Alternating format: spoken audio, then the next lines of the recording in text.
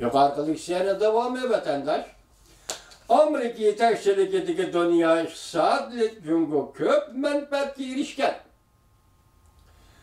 Cungo yanına bütün yer şarda Amerika'yı kriz kılışqa tayyorlandı. Cungo özünün harbiy kuchini özüdün bek yiroq joylarga o'rinlashtirishga boshladi. Mesela Afrikada Djibouti degan yer harbiy baza qurdi, ha? Cungo shimoliy qutbga kuch tashlamoqchi bo'lyotdi.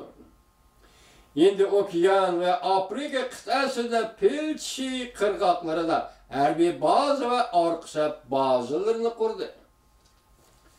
Bir yol bir belbal teşebbüsü Cungo'nun Orta Asya, Orta Şerq, Avrupa'daki barlık devletlerle münasebetleşiş niyetlerini aşkar edildi. 2017 yılı Xi Jinping 19. Kurultay vekilleriga mındak degan idi. Cungo hazır dünya sahnesinin merkezinde turalaydı. Amerika'nın rehberlik kuchinin yoşuran rolünü oynayalaydı. Beijing'in bu qarniyeti vaqtning o'tishiga ergishib, dünyadaki en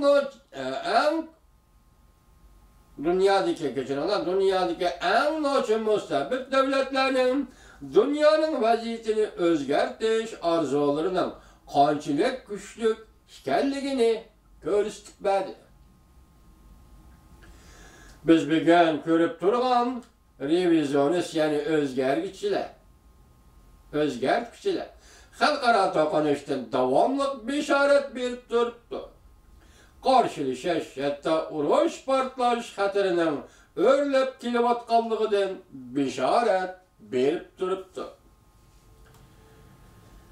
Cungo'ning davlat kuchi o'sib kelayotganlikdan agar Beijing G'arbiy Tinch okeanni muvaffaqiyatli tizginlay o'zining qarniyati texmi yo'g'onaydi.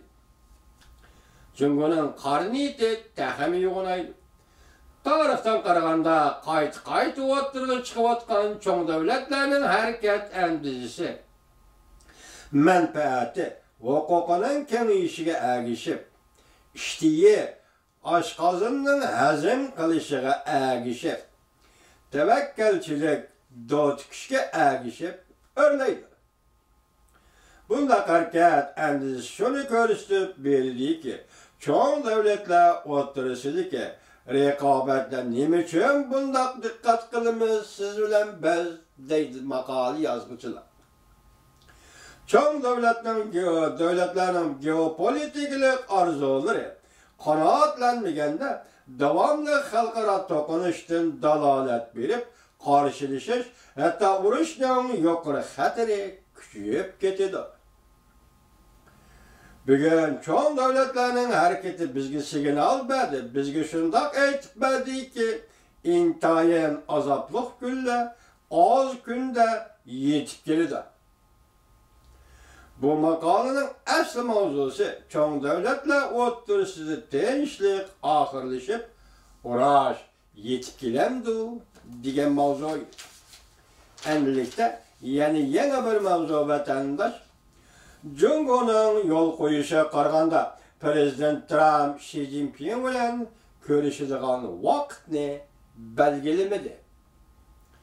Mavzuda xabar uchun ayning 11 kuni Bloomberg agentligi tarafidan e'lon qilindi. Xabar bunday boshlandi. Oqsaroyning bayonotchisi Sanders bunday ko'rsatdi. Amerika Qo'shma Shtatlarining prezidenti Trump Cungo'ning rais Xi Jinping bilan ko'rishadigan vaqtni belgilamadi. O bunday ko'rsatdi. Amerikaning manfaatiga uyg'un bo'ladigan bo'lsa, Prezident Trump kelishim imzolashga qo'shiladi.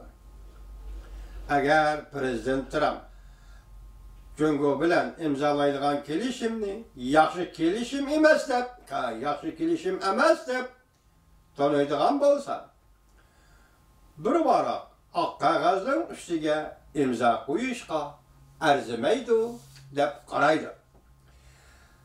Edinburgh 3. ayının 11. günü munda haber kıl. Prezident Trump munda ko'rsat. Men Reis Xi Jinping bilan savdo kelishib imzolamoqchiman. Bunun kayinda munda haber qilindi. Jungo amaldorlari ko'l bo'yi Aramgoyni ziyorat qilib, savdo kelishimi imzolash planini bekor qildi. Yani Jungo rahbarlari Amerika Florida ştatına kelib, ko'l bo'yi Aramgoyida savdo kelishimi imzolash planini bekor qildi. Aksaray'ın bayanatçı Sanders haftanın 1. günü mundaq ko'rsatdi. Prezident Trump bilan Reis Xi Jinping o'rtasida aloqali ish bo'ldimi? Mening bundan xabarim yo'q. Jungo bilan suhbatlash kelsak, Çavuşan bilan bo'lgan munosabatimizga o'xshash. Vaziyatning taraqqiyoti qarab bir nima deymiz? Bu ishlar taraqqiy qilyotadi. Aksaray'ın bayanatçı Sanders mundaq ko'rsatdi. Biz Jungo bilan davomli suhbatlashamiz. Ikki davlat rahbarlarining suhbatga o'tirganligini jakarlagan vaqtimizda biz sizlarga uqtirib qo'yamiz, aytib beramiz.